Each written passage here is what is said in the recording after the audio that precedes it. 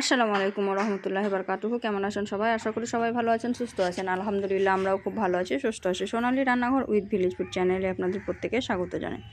আজকে আমি তৈরি করেছি লাল লাল ঝাল ঝাল করে দেশি মোরগের মাংস আলু দিয়ে। তো আজকে আমি 2টা মোরগের মাংস একসঙ্গে রান্না করেছি। একদম দেখতেই পাচ্ছেন কালারটা লাল লাল, একদম ঝাল ঝাল করে মোটা মোটা আলু দিয়ে। আর এই মাংসর রেসিপিটা অনেক সুন্দর হয়েছিল। আর এই মাংসের রেসিপিটা দেশি মাংস খেতে দেখতে যতটা সুন্দর, খেতে তার থেকে দ্বিগুণ সুন্দর। তো চলুন দেখে নেওয়া যাক আজকের এই রেসিপিটা। তো এখানে আমি মাংসটাকে ধুয়ে পরিষ্কার করে কেটে তারপরে নিয়েছি, যেহেতু সময়ের অভাব তাই দেখাতে পারিনি। আর এদিকে আমি আলুটাকে মোটা মোটো করে কেটে নিয়েছি, তারপরে এখানে বাসন্তী রং মাখিয়ে নিয়েছি কালারটা যাতে সুন্দর হয় তার জন্য। তারপরে এদিকে কড়াই নিয়ে নিয়েছি, কড়াইয়ে দিয়েছি অনেকটা পরিমাণে তেল দিয়েছি। এই তেলেই কিন্তু আমি সম্পূর্ণ রান্নাটা কমপ্লিট করব। তো এখন আমি আলুটাকে ভেজে নেব, তার জন্য আমি কড়াইয়ে আলুটা দিয়ে দিলাম। তো আলুর ভাজা কিছুই দেখাইনি, আলুটা ভেজে সম্পূর্ণ ভাজা হয়ে গেছে। তারপরে আপনাদেরকে দেখিয়ে দিচ্ছি, দেখুন আলুটা কিন্তু আমি সুন্দর করে একদম লাল লাল করে ভেজে নিয়েছি। দেখতেই পাচ্ছেন প্রত্যেকটা আলু কিন্তু আমার সুন্দর করে ভাজা হয়ে গেছে। আর এখন আমি এই আলু ভাজাগুলো প্রত্যেকটা তেল ঝরিয়ে তুলে সাইডে রেখে দেব। তো এই তো দেখতেই পাচ্ছেন আমি আলুটা আপনাকে কাছে নিয়ে দেখাচ্ছি, দেখুন কত সুন্দর ভাজা হয়েছে। তো আমি এখন আলুগুলোকে তুলে নিচ্ছি। তো আমি কিন্তু সব আলুগুলোকেই তেল থেকে তুলে নিলাম, তুলে নিয়ে সাইডে রেখে নিলাম। আর এখন আমি ওই তেলের মধ্যেই ফোড়ন দেব। তো তার জন্য ফোড়নে দেওয়ার জন্য এখানে নিয়েছি 2টা তেজপাতা, গোটা জিরা, 2টা এলাচ, 2টা দারুচিনি দিয়ে তারপরে এখানে দিয়ে দিচ্ছি পেঁয়াজ। তো এখানে আমি কুচি কুচি করে পেঁয়াজ কেটে নিয়েছি। তারপরে এখানে আমি দিয়ে দিলাম, এখানে আমি মোটা সাইজে 4টা পেঁয়াজ ব্যবহার করেছি, যেহেতু এখানে 2টা মুরগির মাংস আছে তার জন্য কিন্তু 4টা পেঁয়াজ দিয়েছি। আর এটা মোটা সাইজেরই ছিল। তো পেঁয়াজটাকে এখন আমি একটু নাড়াচাড়া করে ভেজে নিলাম। তারপরে কিন্তু আমি এর মধ্যে অ্যাড করব টমেটো কুচি। তো টমেটোটা কিন্তু আমার এখানে ছোট টমেটো ছিল, তাই 2টো টমেটোকে কুচি করে আমি দিয়ে দিয়েছি। তো টমেটো দেওয়ার পরে টমেটোটা আর পেঁয়াজটা যাতে নরম হয়ে যায় খুব তাড়াতাড়ির মধ্যে, তার জন্য কিন্তু আমি লবণটা দিয়ে দিলাম। আর এখানে কিন্তু আমি 1.5 চামচ পরিমাণে লবণ দিয়েছি। 2টা মুরগির জন্য কিন্তু 1.5 চামচ পরিমাণ লবণ খুব বেশি, কিন্তু আমি যেহেতু এখানে আলু ব্যবহার করেছি তার জন্য কিন্তু ঠিক হবে। তো আপনারা আপনাদের লবণের পরিমাপটা একটু দেখে শুনে বুঝে তারপরে দিবেন। তো এখন আমি লবণ দিয়ে ভালোভাবে লবণের সঙ্গে মিশিয়ে নিলাম পেঁয়াজ আর টমেটো কুচি। তো এখন আমি এর পর্যায়ে কিন্তু আদা রসুনের পেস্টটাও দিয়ে ভালোভাবে নাড়িয়ে কষিয়ে নিলাম। তো দেখতেই পাচ্ছেন নরম হয়ে গেছে আদা রসুনের পেস্ট দেওয়ার পরে। আর এটা কিন্তু ভালোভাবে কষানো হয়ে গেছে, যেহেতু তেল ছেড়ে দিয়েছে। তো এখন আমি একে একে শুকনো মশলাগুলো সব অ্যাড করে দেব। তো এখানে আমি দেব 1.5 চামচ পরিমাণে হলুদ, যেহেতু 2টা মুরগির জন্য সব কিছু রেডি হচ্ছে তাই একটু বেশি বেশি লাগবে। তো এখানে 1.5 চামচ পরিমাণের হলুদ দিয়েছি, তারপরে ভালোভাবে মিশিয়ে নিয়েছি। যেহেতু হলুদ গোটা হয়ে যেতে পারে তার জন্য আগে ভালোভাবে মিশিয়ে নিয়েছি। আর এখানে তেলের পরিমাণটা কম থাকাতেই আমি একটু জল দিয়ে দিলাম, তা না হলে কিন্তু মশলাটা পুড়ে যেত। তো তার জন্য আমি জলটা দিয়ে ভালোভাবে নাড়াচাড়া করে দিলাম, যাতে তলায় লেগে না যায়, পুড়ে না যায়। তো এখন আমি দিয়ে দিচ্ছি কাশ্মীরি লঙ্কা গুঁড়ো 1.5 চামচ পরিমাণে। তারপরে আমি এখানে দিয়েছি 2 চামচ পরিমাণে জিরা ধনিয়া পাউডার। কি উল্টাপাল্টা বকছো? তারপরে মশলাটাকে কিন্তু সুন্দরভাবে কষে নিয়েছি।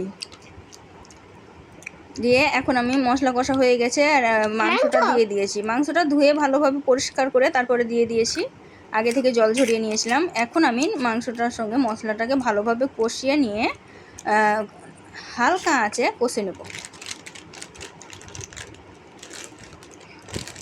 তো দেখতেই পাচ্ছেন মশলার সঙ্গে ভালোভাবে মেশানো হয়ে গেল। আর এখন আমি ঢাকা দিয়ে হালকা আঁচে কষাবো, তাহলে কিন্তু কালারটাও সুন্দর আসবে আর সুন্দরভাবে সিদ্ধ হয়ে যাবে। তো ঢাকা দিয়ে কিন্তু মাংসটা আমি সম্পূর্ণভাবে কষিয়ে নিয়েছি। আর দেখতেই পাচ্ছেন কালারটা কত সুন্দর হয়েছে আর কতটা কমে গেছে কষানোর পরে। তো মাংসটা যখন কষানো হয়ে গেছে এখন আমি এর মধ্যে অ্যাড করে দেবো হচ্ছে গরম জল। আপনারা আপনাদের হাতের কাছে যদি গরম জল থাকে তো খুব ভালো কথা, না হলে গরম জলটা করে নেবে, গরম জলের স্বাদটা আরও বেশি ভালো হয়। আর যদি না থাকে কোনো অসুবিধা নেই, ঠান্ডা জলেই রান্না করে নেবে। তো কষানো আমার কমপ্লিটভাবে হয়ে গেছে। তো মাংসটা সুন্দরভাবে কষানো হয়ে গেছে। এখন আমি এর মধ্যে অ্যাড করে দেব আগে থেকে ভেজে রাখা আলুটা দিয়ে খুব বেশি কষানোর দরকার নেই, যেহেতু মাংসটা কষানো আছে আর আলুটা ভাজা আছে, তাই মশলাটা শুধু আলুর সঙ্গে মাখিয়ে নিলেই হয়ে যাবে। তো এখন আমি আলুর সঙ্গে কিন্তু মাংসটাকে ভালোভাবে মাখিয়ে নিলাম, দেখতেই পাচ্ছেন। তো এই তো সুন্দরভাবে দেখতেই পাচ্ছেন আমি কষিয়ে নিয়েছি, আর এখন আমি এর মধ্যে জল অ্যাড করে দেব। তো মাংসের মধ্যে আমি জল দিয়ে ভালোভাবে নাড়াচাড়া করে চারিদিককার মশলাগুলো ছাড়িয়ে দিলাম।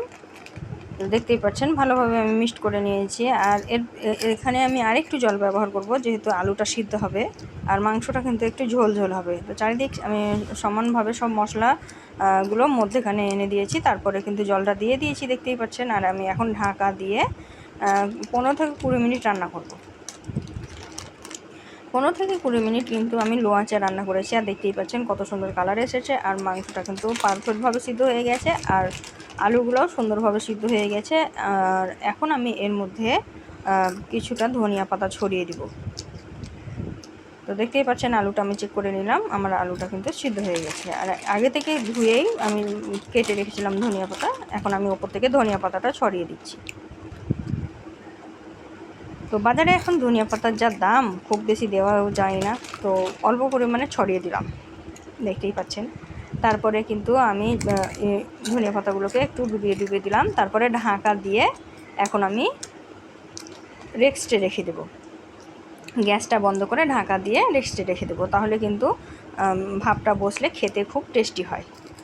গরম থাকে অথচ খুব টেস্টি হয়। তো এই তো আমি ঢাকা দিয়ে দিলাম, আর ঢাকা দিয়ে 5 মিনিট পরে আমি দেখাচ্ছি। দেখুন কত সুন্দর হয়েছে, কালারটা দেখুন, মাশাআল্লাহ এত সুন্দর হয়েছে।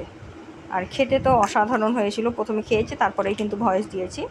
তো দারুণ হয়েছে, এক কথায় দারুণ হয়েছে, দারুণ লাগলো আজকের রেসিপিটা আমাকে খেতে। তো আপনারাও কিন্তু এইভাবে তৈরি করে নিতে পারেন। মুরগির মাংসের ঝোল, দেশি মুরগির লাল লাল ঝাল ঝাল দেশি মুরগির ঝোল। তো আজকের রেসিপিটা কেমন লাগলো কমেন্টে জানাতে ভুলবেন না। আর এখন আমি আপনাদেরকে একটা বাটিতে পরিবেশন করে দেখাবো। এই তো আমি বাটি নিয়ে নিয়েছি, আর বাটিতে আমি প্রথমে আলু দিয়ে দিলাম, তারপরে আমি মাংসগুলো এখন দিয়ে দিব। তো মাংসগুলো আমি দিয়ে দিচ্ছি, যেহেতু এখানে অনেকটা পরিমাণের মাংস আছে, তো তাই দেখতেও অসুবিধা হচ্ছিলো। তো যাই হোক, মাংসগুলো দিয়ে দিচ্ছি। তো এইভাবে কিন্তু খুব সহজেই মাংস তৈরি করে নিতে পারেন, খেতেও কিন্তু অসাধারণ লাগে। একবার হলেও বাড়িতে তৈরি করে দেখবেন, আর যদি তৈরি করেন আমাকে একটু কমেন্টে জানাবেন যে আপনারটা কেমন হয়েছিল। আর এই ধরনেরই আরও নিত্য নতুন রেসিপি পাওয়ার জন্য অবশ্যই আমার চ্যানেলটিকে সাবস্ক্রাইব করে রাখবে, যেসব নতুন বন্ধুরা আমার চ্যানেলে এসেছো তারা। আর পাশে থাকা বেল আইকনটিকে প্রেস করতে, যারা ফেসবুক থেকে আমার ভিডিওগুলো দেখছো তারাও একটু লাইক শেয়ার কমেন্ট করে দিবে। আর আমার রেসিপিটি যদি ভালো লেগে থাকে অবশ্যই লাইক শেয়ার কমেন্ট করে দিবে পরবর্তী ভিডিওতে। ততক্ষণ সবাই ভালো থাকবে, সুস্থ থাকবে, আর আমার জন্য একটু দোয়া করবে। খোদা হাফেজ।